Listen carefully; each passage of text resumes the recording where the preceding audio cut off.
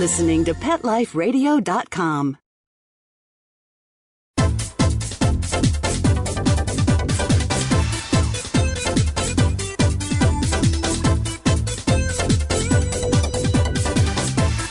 Hello!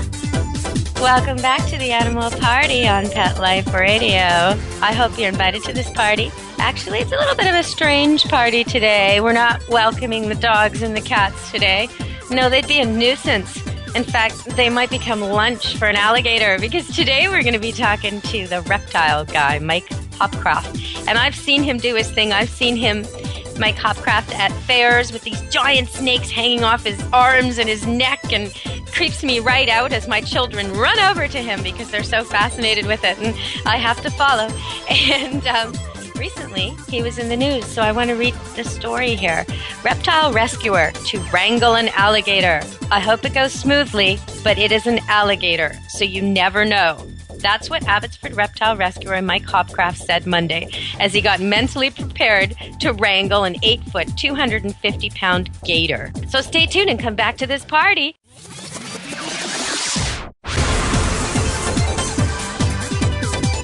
Don't go anywhere, because the best is yet to come. Stick around.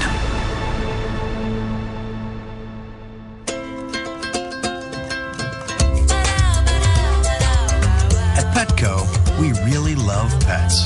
There isn't anything we won't do to make sure they're getting the best products and the best care. So when you ask us a question like, so how do you feel about cat condos? We can say from experience, Feels like home for her. Enter the code PARTY10, P-A-R-T-Y, the number 10, and get 10% off any order. No minimum at petco.com. The world has changed. 1 in 5 relationships now begin on an online dating site. And while you never know where things will lead, Match.com has led to more dates, more relationships, and more marriages than any other site. Join today. Pet Life Radio listeners get 25% off the price of a membership. Just go to mevio.match.com and enter the code DOGGY, D-O-G-G-Y. That's mevio.match.com and enter the code DOGGY to get 25% off Match.com. How would you like your business to reach out and invite in our audience? We have a brand new trademark concept called InfoSeeds. InfoSeeds are short 20-second seeds of information about your place of business, practice, or service. We only have a limited number of slots left. For more information, visit PetLifeRadio.com. Click on sponsorship information. There you can listen to a sample of InfoSeed or email us at PetLifeRadio.com. Remember, only a limited number of opportunities are available. Aquariums and pond keeping are among the most popular of all hobbies in the United States and throughout the world. In fact, fish are probably the most numerous pet in people's homes and in their businesses. In Aquarium Mania, we'll learn more about the secret and not so secret life of fish and other inhabitants, the basics of good aquarium keeping, the complexities of the aquarium industry, and the science and art that surround this fascinating hobby. I'm your host, Roy Anong, and I'd like to thank you for joining us. Aquarium Mania. Every week on demand, only on PetLifeRadio.com. Let's Talk Pets on PetLifeRadio.com.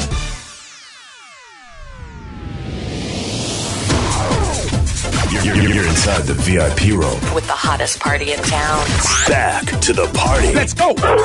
Welcome to the show, Reptile Guy, Mike. Good morning. How are you doing? I'm good.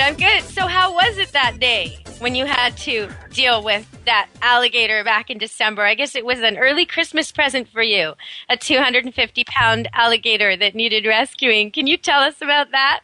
Yeah, it actually went really, really smoothly. We had a great team of people. I brought a bunch of people out from the Greater Vancouver Zoo to give me a hand because we had no idea what to expect with this alligator because it apparently wasn't handled very much.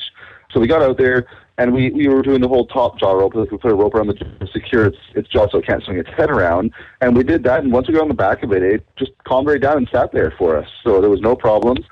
It actually It wasn't 8 feet long, and it wasn't 250 pounds. It was actually only about 7.5 feet long when we actually finally got a measurement on it. So I think that article was right like the day before we got it. I think that was in preparation. So it's a little bit smaller than we were anticipating, but still, it's an amazing animal, and she's doing she's doing amazing now. And she's actually really, I'm not going to say friendly, but she's really laid back with people. Okay. I can actually go in there, and she doesn't freak out. She doesn't run away. She's never snapped at me at all. Like I've done work in the enclosure now since we put her in there, and not once has she opened her mouth to me at all. So she prefers to just kind of go away and hide in a little corner. Why would somebody have an alligator? Like, I don't understand why someone would buy one, and then wouldn't they get too big? Well, doesn't this always happen? Isn't it kind of inevitable if you buy an alligator and you live in a normal home in the city that it's not going to last long? I mean, what are they thinking? A lot of people do this. A lot of we have new laws in BC now that, it's illegal to own those now. They're prohibited. But before that, I mean, you could get an alligator for about $50. And I mean, just to have an alligator, it was a cool thing to do, right? So people would get these alligators, and they'll get caiman and other type of crocodilians and have them as pets. And they're really cool when they're little, and they think, oh, yeah, okay, I'll just handle it lots when it's little, and it'll be really friendly when it's bigger. And they don't realize that doesn't always work, and then they will end up with the 6 or 7 foot long aggressive crocodilian they have no room for. And then that's where I come in. But I mean, it's they're actually more, well, not alligators so much, but caiman are a lot more common than people think for pets. Really? Okay. Do you think it's a good idea as a pet for a family ever? Oh, definitely not. I don't think they're a good pet for anybody ever. I've had a few rescues come in, and there was even one local pet store that was selling. It was about 2 years ago. They were selling spectacled caiman, which get about 8 feet long. The males can get about 8 feet long. God. They were selling them as dwarf caiman, and they were telling people that they only got 4 feet long. Because I went in there and I just pretended I had no idea what I was talking about. I started asking questions about them. And that's when they told me, like, oh, yeah, they're dwarf caiman. They only get about 4 feet long. But in reality, and I told them that, I'm like, no, actually, these are spectacled caiman, and the males can get over 8 feet long. So, and he just kind of looked at me like, oh, somebody knows. Yeah, I don't suppose they changed the sign. I'm sure they kept misinforming people. So does that mean that store, wherever that was that a place where they weren't allowed to sell puppies, the law was controlling them, and yet they were able to sell these baby reptiles? Is that what was going on? I am not sure on the laws at the time in that city. Where was it? No, I was in Delta. Oh, okay. Delta? Okay, so somewhere near Vancouver. Yeah, and that's an interesting aspect of this because the laws are very much hit and miss. You can look at a city like Vancouver, which is kind of a sprawling city with all kinds of suburbs all around it, and one suburb allows it and one doesn't. And it's so difficult to regulate when it comes to animal welfare.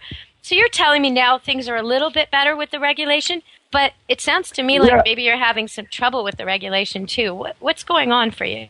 I'm in a really frustrating position. I do agree with most of the regulations we have now because yes, I don't think people should be able to go to a pet store and buy a caiman or buy a Burmese python or a reticulated python. These are some of the biggest, reptiles in the world. I mean, the Burmese pythons aren't so much dangerous, but they do get big and they're harder to handle, and not a lot of people can provide them proper care, right? But at the same time, with those regulations, they have also prohibited those animals from being put on display or exhibit, and that's what I do. So now, my business, I do educational presentations. I do, I go to schools. I do birthday parties. I used to do tours of my facility. I used to have people come over, and they would pay to come in and look at the animals, and that's how I fund my rescue. But now those animals are not allowed to be on display or exhibit. So that's pretty much killed the business. So, it's hard now because I can't really fund the rescue, and it's what's frustrating because at the same time, yes, I agree with the new laws that these animals should not be kept as pets, right? Just certain ones, like the big ones, the more dangerous ones, they shouldn't be kept as pets. But for the people, like me, I've got a few other people I know that are doing it responsibly, that are, doing it for educational purposes and such. It ruins it for all of us who are actually doing a good thing, right? So that's where I'm torn. So the laws that are trying to stop people from doing the wrong thing are actually stopping you from doing the right thing, which is terrible. Basically, yes. Yeah. It's put a big damper on the business. So what do you do to support these rescued reptiles? Because I see you took this alligator, this huge alligator. Mm-hmm. You're still taking them in. You're still caring for them. What are you doing to get the money for that? Well, we're doing a few fundraisers right now. I've got a big one coming up on the weekend in a town called Penticton in the Okanagan, and it's a 3-day fundraiser, and hopefully we'll raise some funds there to keep things going. I have a brand new sponsor reptile program. It just started. So it's basically you can go online and pick a reptile off my website, and if you want to sponsor that reptile, you can there's a list of different amounts of money you can sponsor and different things you get with your sponsorship. And basically, the funds go to helping keep the rescue alive and keep the animals fed and housed. So we're hoping that'll pick up a little bit, and hopefully it'll help keep the rescue open. But at this time, I'm very optimistic as to what's going to happen. I mean, I want to keep going, but at the same time, if I start running out of money and I can't provide the best home possible for the animals, then I'm not really doing my job. So I will shut down if I can't do it anymore. Well, are you still going to schools? Are you able to do that, or did the law hurt you there? Well, I can still do presentations. The thing is that my main attraction animals, the ones that got me these presentations, right, that got me so many presentations, they're now illegal to take out. They're on the prohibited list. Yes. Yeah, it's all the scary ones that the kids want to see, right? Yeah, so if you take away, I had a 15-foot albino Burmese python, a 12-foot Burmese python. I had a 4-foot caiman that was super friendly. I had a ring-tailed lemur, things like that. Those are what got me. Oh, nice. Yeah, so stay tuned and come back to this party. We're going to party hardy with the creepy crawlies and the reptiles. And you can't bring those anymore. And you're a professional handler. And when I think of it, I can think of TV stars with these animals who are not professional. I mean, right away I think of Christy Alley with her lemurs, and how can that be okay when for you have all these new obstacles? It doesn't make any sense. But we did mention that some of these reptiles are really inappropriate pets because they get so big. Okay, so if people want, they've got a kid who's saying, please, Mom, I really, really want, okay, well, they could go on this site and adopt one. You could have a virtual one. But also, if they actually just want to get a reptile or a creature like this, okay, so we know you don't want them getting the alligators and the caimans that grow really big.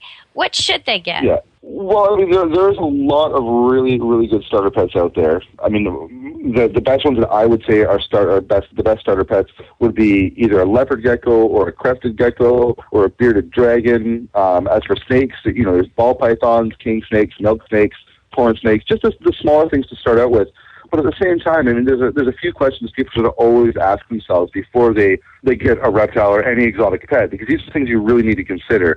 Like you've got to consider how big the adult species or the adult is going to be, right? Like you get a little one, and I mean, even most pet stores out here sell they're called red-eared sliders, right? And most pet stores sell them, and they're about the size of a quarter when you buy them for about $50. And not a lot of pet stores will tell you that they actually get over a foot long when they're full grown. So again, these people are getting these little tiny turtles because they think they're going to, they're a little cute thing and they're great for their kids. And then, a year and a half down the road, they're getting 6 or 7 inches long, and they're like, wow, I didn't expect it to get that big. So you got to make sure you can provide a proper home for it when it's bigger. You got to make sure you can provide the proper diet. You need to know how long these things live, because the average lifespan for reptiles, it's around 15 years. 15? 1-5? Is that what you said? Yeah. 1-5? 15? Oh, yeah. Most reptiles live at least 15 years. Most. Okay. I mean, a lot of chameleons have a shorter lifespan. So if your kid is already 15, if your kid's asking for this and he's 15, is he really going to be interested in this when he goes off to college when he's 30? I mean, think about it. This might, maybe a virtual version is better. We're going to go to a commercial break, and we're going to come back to the party, and I'm going to ask Mike more about how you begin with reptiles, what are good starter pets, how to know which one to pick, how to get set up. But also, I'm going to ask him about salmonella, because I want to know about that. So stay tuned and come back to this party. We're going to party hardy with the creepy crawlies and the reptiles today. Don't leave this party before it's over, because the best is yet to come. Only losers leave the party early anyway. Party on. Back in a few. Love your pets but wish their medications were a lot less expensive? They are at 1-800-PET-MEDS. You'll not only save on flea and heartworm medications, but on prescriptions for arthritis, incontinence, thyroid, and more.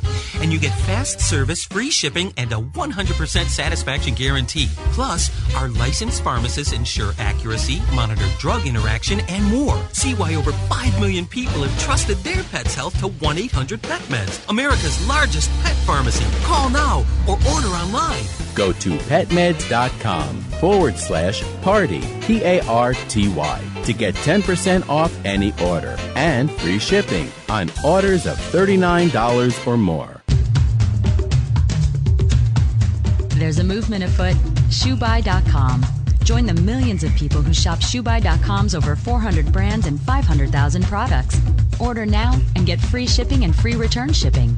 ShoeBuy.com, the world's greatest shoe store. Walk your dog in style and comfort. Enter the code ANIMAL, ANIMAL, at checkout and get a 10% discount plus free shipping at ShoeBuy.com. How would you like your business to reach out and invite in our audience? We have a brand new trademark concept called InfoSeeds. InfoSeeds are short 20-second seeds of information about your place of business, practice, or service. Is the best, most cost-effective way to invite us in. We only have a limited number of slots left. For more information, visit the website PetLifeRadio.com. Click on sponsorship information. There you can listen to a sample of InfoSeed. Remember, only a limited number of opportunities are available. This year, Americans are expected to spend a jaw-dropping $36 billion on their pets. From lighted leashes to high-end spa products, the discriminating pet owner can find just about anything to pamper his or her pet. Hi, this is Michelle Fern. Join me every week for Best Bets for Pets, where we'll talk about the latest pet products and talk to the companies that make them. Best Bets for Pets, every week, only on PetLifeRadio.com.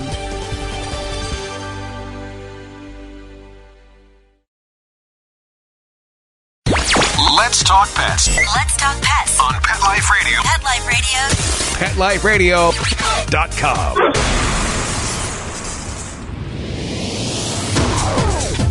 You're inside the VIP room with the hottest party in town. Back to the party. Let's go. Hello! Welcome back to the Animal Party. We're here with Mike Hopcraft, and he's the Reptile Guy, and he knows everything you would need to know if you were starting out with a reptile. So, what do people need to know when they take their kid and they go to the pet store and they avoid getting the things that are going to grow really, really huge? Okay, so what should they get, and what should they bring home with them to make sure that new pet is comfortable? Well, again, research is key, right? I mean, it's not just a matter of just going to a pet store and picking out something. I mean, if you're interested in getting a reptile, go to the pet store, see what's available, find a couple things that you think you might be interested, and then go home and take a few days, take a week, do some research to find out if it's actually the right pet for you, right? You don't want to just go and impulse buy. I used to be really bad for that, actually. That's actually how I got my first Cayman. It was an impulse buy years and years and years ago. And that's the worst thing to do, because you see something right away and you're like, oh, I want that. You get it, you buy it, you take it home, and then once you get it home, you realize, oh, wait, maybe I shouldn't have gotten this. So you definitely need to do your research, right? So don't just go buy some. Do your research. Make sure, again, you can house it properly, you can feed it properly. It's not going to live too long. Another thing to keep to really watch for, too, there are certain species that get really stressed when you handle them. So you want to make sure this is a species that you can actually, if you want just a display animal, that's fine. But if you have kids that want to be able to take it out and hold it all the time and that, maybe a chameleon or certain frogs aren't the right thing, because they get stressed out really easily, right? Another huge thing to consider, no matter where you live, are the laws. Because as we were talking about earlier, every municipality, every city, every county has their own separate set of bylaws. And usually, they're different than the one beside them. Just because you drove your car to a local pet store or supplier and you find a pet doesn't mean you're allowed to have it, is what you're telling me. Yeah. No, because where I live in Abbotsford, it is illegal.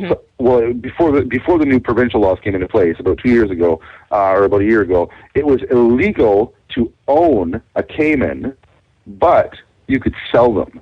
And if you drove about 40 minutes to Surrey, you couldn't sell a Cayman, but you could own one. Oh, come on. This is ridiculous. You have no idea. And a lot of people actually don't know this, too. If you look at local bylaws under the pound bylaws, most cities, they say venomous arachnids are illegal, which is virtually every type of spider and tarantula. Yeah, every spider, tarantula, and scorpion. There's only a few that aren't actually venomous, and they're illegal. But every pet store sells them, right? I mean, that's a law that would not really ever get enforced, but it is a law that's there that nobody really knows about, right? So I just do your research. Another huge one, too, that you got to make sure you can do is provide veterinary care if you need to. That's something a lot of people don't consider. The average cost to take your reptile to a vet just to get checked out is around $50 or $60. And then, you have so meds not or that whatever expensive. else on top of that. Well, it's not that bad. Yeah, but it's cheaper than a pet. It's cheaper than a dog or a cat, but it's still more expensive than you might think. Like you wouldn't. Well, I don't know. People get really attached, though. I mean, I know a kimono dragon that comes to school that the kids just love. So, I mean, I can see how people would get attached and want to care for them properly. When you come home from the pet store, can you trust the pet store people or the people who sold you the thing to tell you what it needs, like in terms of how often it changed the water and what kind of food and does it actually need water to dwell in as well as land, this kind of stuff? Or is the internet a good source? Where should people go to find out what they need once they've got their little critter? It all depends on the store. There are some great stores out there, but at the same time, there are some very bad stores out there, all right?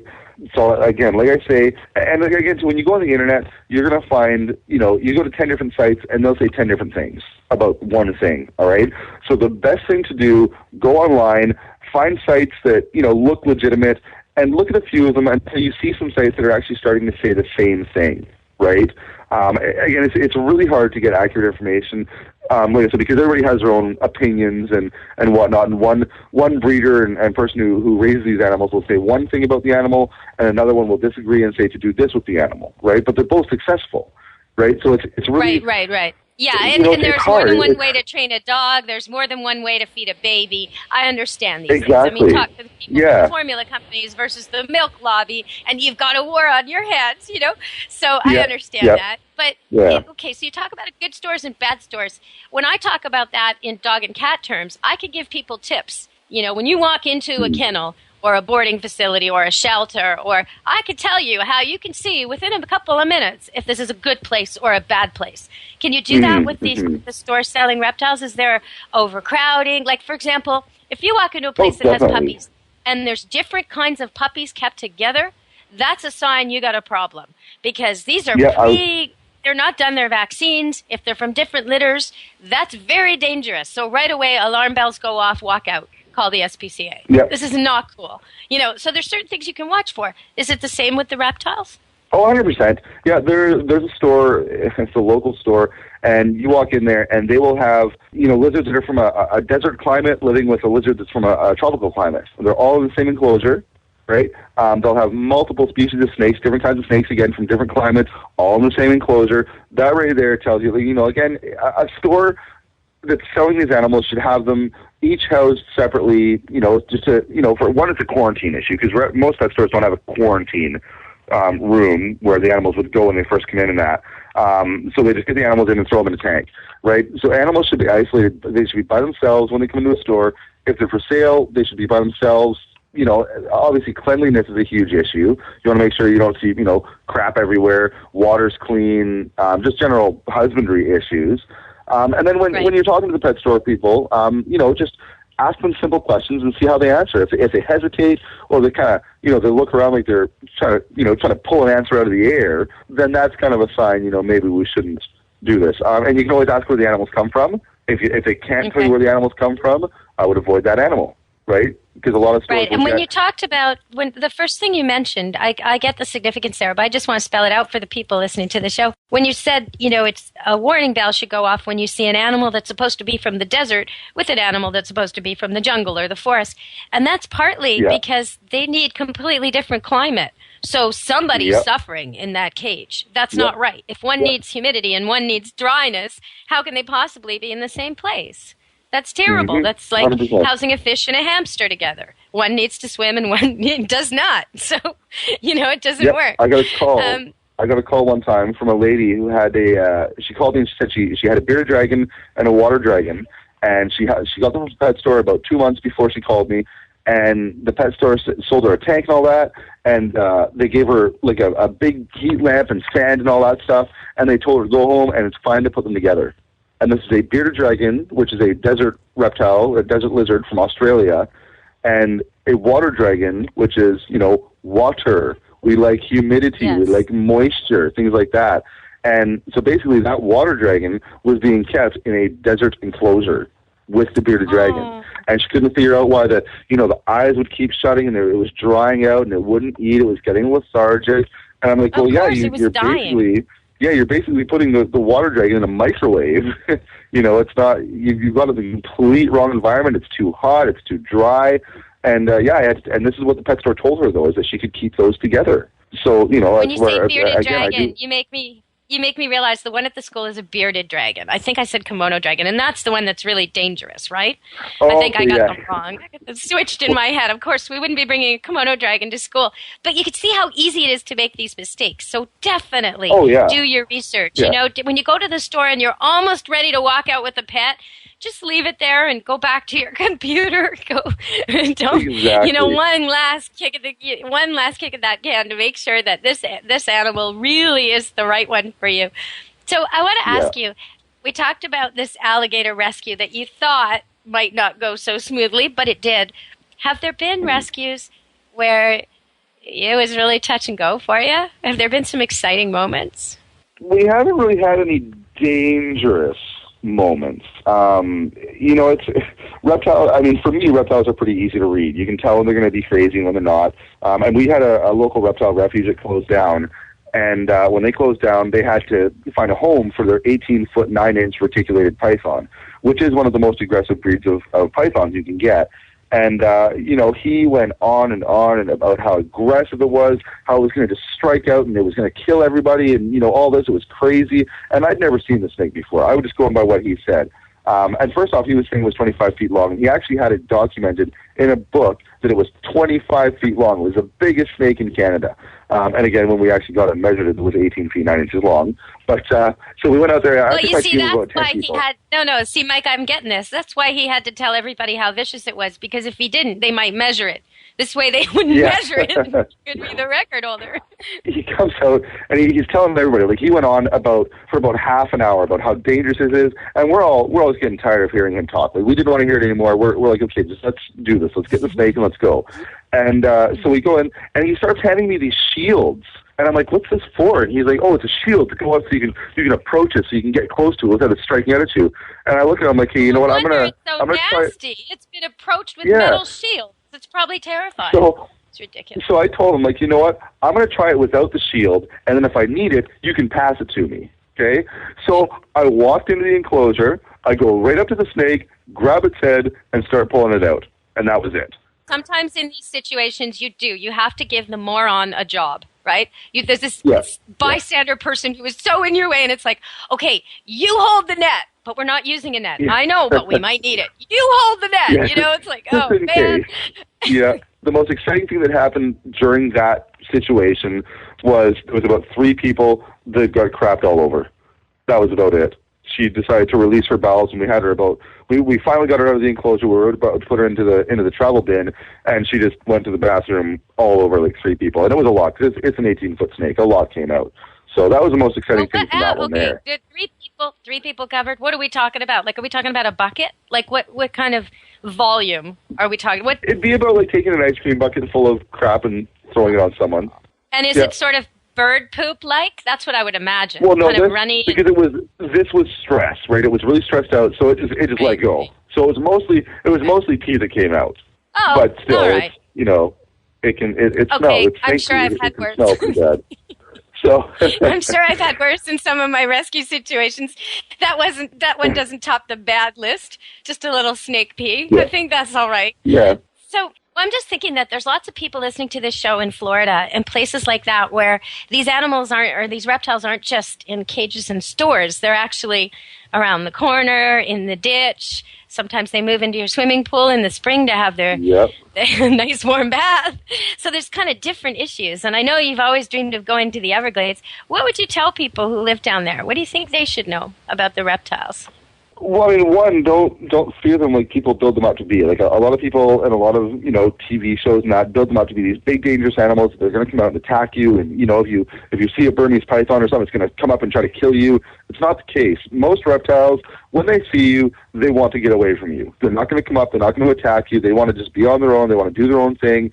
So I mean, if you don't want to get attacked by a reptile, don't approach it and try to grab it. Right? I mean, it's if you leave them alone, they'll leave you alone. That's the biggest thing. And especially for Florida, I mean, this is where buying pets really gets, you've got to know what you're doing, because a lot of people down there, they'll buy these animals, and then when they realize they can't handle them anymore, they will just let them go. And if people let them go why up here, is that bad? The thing where it's different between letting them go up here and letting them go down there is if you let them go where I live, they're going to die, right? I mean, I'm not saying it's a good thing, but they're going to die. They're not going to, survive. They're not going to breed. But down in Florida, especially the Everglades, there are so many animals that are not supposed to be there now because people buy them as pets and let them go, and they can survive down there and they can breed down there. There are so many Burmese pythons and Nile monitors. This is what we call the invaders. They're not native to the area. There's nothing that preys on them. They grow out of whack, and they kill everything that's supposed to be there. And it could be plants, but a lot of, like what you're saying, there's some really brutal ones. There's those terrible flying fish, and there's some really brutal ones that have been introduced. So I think you're totally right to warn people about this. So what should they do, though? Say they bought a pet, or maybe their ex-husband did, and he took off, and now they got this stupid reptile they don't want. But they don't want to be mean to it, right? Their kids love it. Okay, what do they do with it? They can't let it go. What do they do?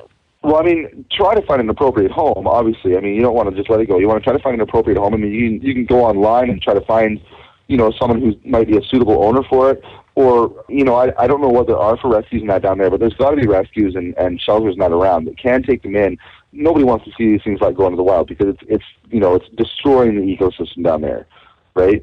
So, the best thing to do, honestly, just try to find a new home. Go online, see if anybody's looking for one, post ads online, see if you can find a new home. Like to see you've got this animal, you're looking for a good home for it. But at the same time, when you are doing that, don't just let it go to the first person who emails you back, right? You want to make sure that person also knows what they're getting into, right? So, the biggest thing you can stress is don't let it go. That's the main thing. Do not let it go into the wild. Yes, it will survive. It will probably be happy and healthy, but you are destroying the ecosystem by doing so, right? So now, what if it's native? What if it's an animal that's actually native? Like, if it's a native species, you're probably not allowed to own it anyways. Oh, okay. Good point. Most native species are illegal to own anyways. Yeah, you can't. That should be your local government laws. You're not allowed to own native species, right? Like I can't. It is illegal for me. Like we have painted turtles out here. It is illegal for me to go out and catch a painted turtle and bring it into my facility and keep it. Now, right? you know what? You say that, but I see it all the time. I see people all the time down along the Fraser River near Mission with long sticks walking. And they're looking for turtles. Yep. Now, I hope they're looking for them to put them in their ornamental ponds. I hope they're not going to eat them. What are they doing? But now, up here, we have our own invasive species. Okay, we have our own invasive species. We have red-eared sliders. And red-eared sliders, those are the ones so they may be catching those, you think? Tiny. Okay. They could be catching those. And they honestly, with the cultures that we have around here, they could be eating them. It's hard to say. But at the same time, painted turtles are endangered. So it is illegal to do that. They are endangered, and I hate seeing people do that because, painted turtles are endangered, and then you throw the red-eared sliders in the mix too, the invasive species. They're just driving the painted turtles even more down the endangered species list, right? Because they eat the same food, but the red-eared sliders eat more because they do get a little bit bigger, so now they're competing for food. So now, the painted turtle was already endangered because people were catching them and habitat loss, and then you throw another animal in that's competing for food with it, and then it makes it even worse. So I really hope people aren't catching the painted turtles out there. Catch the sliders. Well, take what the sliders we have to do is we have to circulate a rumor that these red sliders are amazing, that if you own them, you are, like all the black market stuff, like they make your sex drive go up, and all you have to do is own one and keep it well in your home in a contained area, and you will have long life and prosperity. That's what we got to do. We got to circulate that one. Then people will be hunting them down to bring them in as pets and clean up.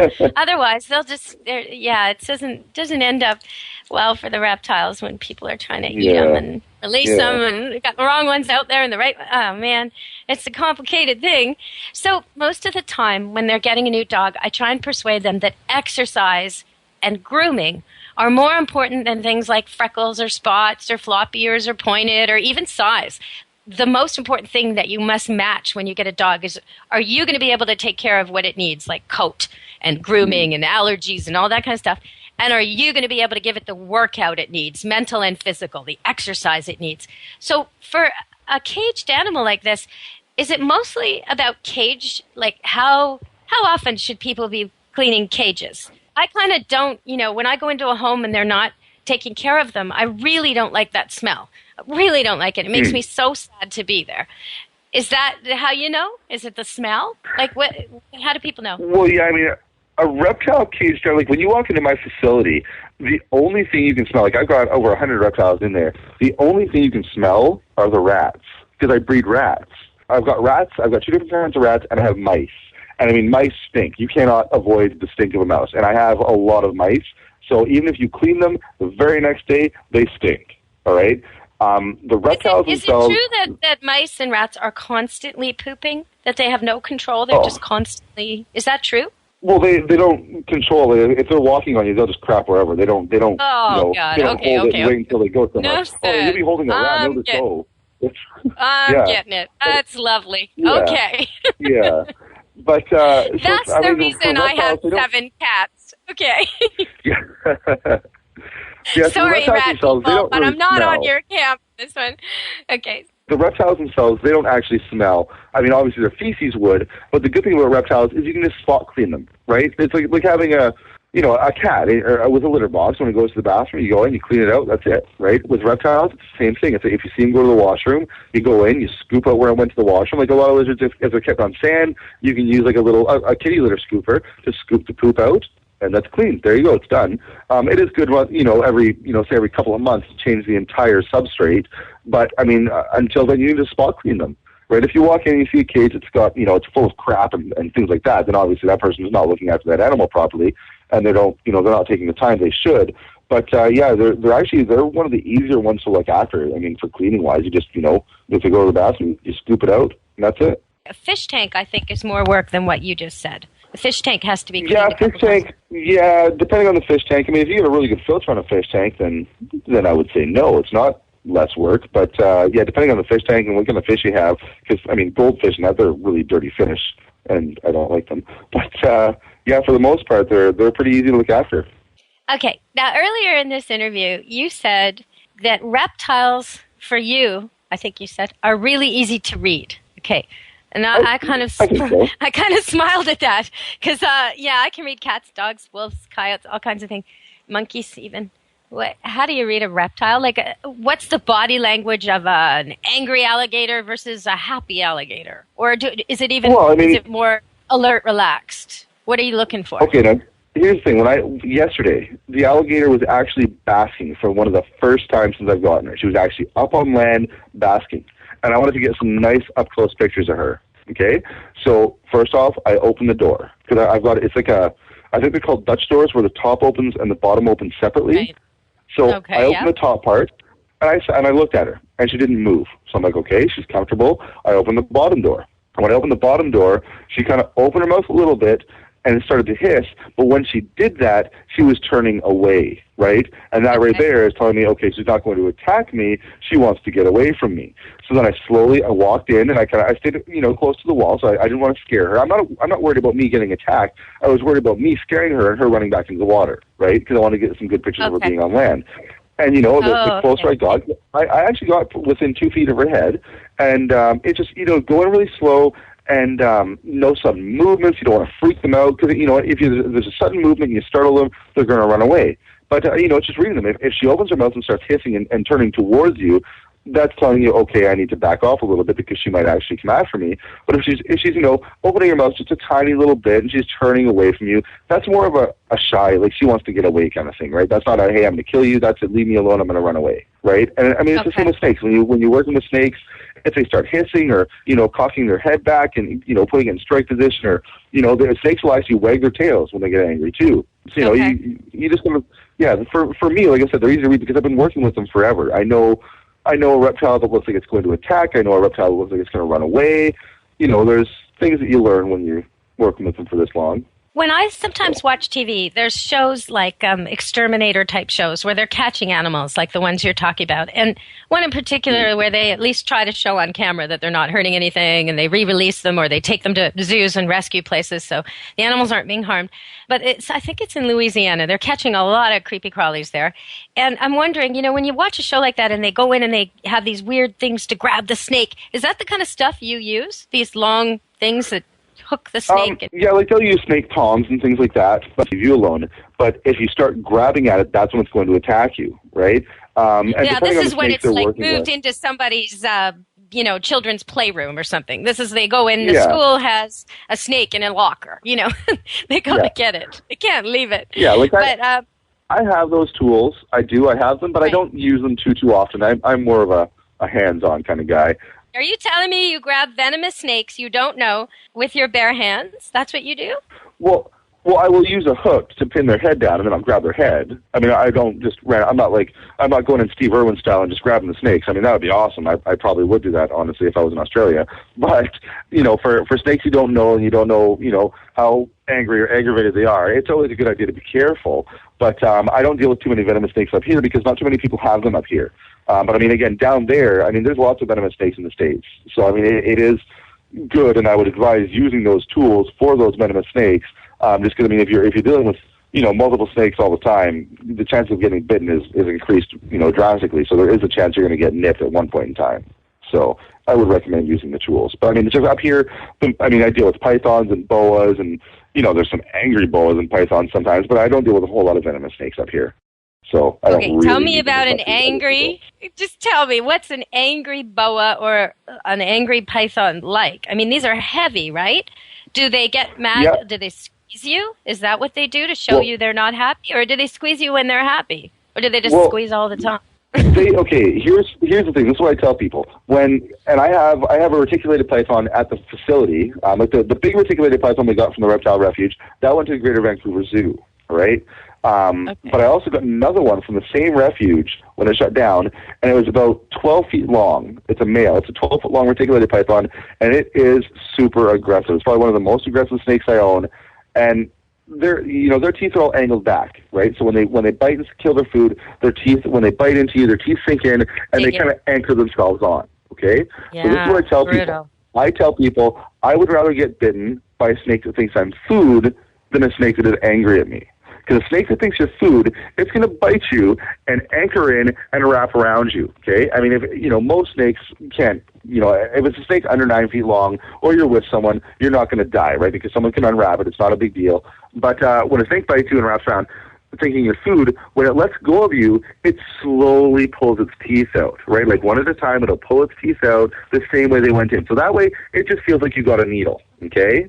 Oh, now, it sounds excruciating. Trying to sit there waiting, bink, bink, bink, bink, as it pulls its teeth out of you. Oh, and I bet there's venom. I bet it stings and itches and burns. Oh, no, thank you. I wouldn't trade places with you. I know some people say, but you deal with wolves and coyotes and dogs, and yeah, I know, and I feel connected to them. I don't feel connected to these animals you're talking about. Okay. Well, there's not quite the same personalities and character there, so yeah.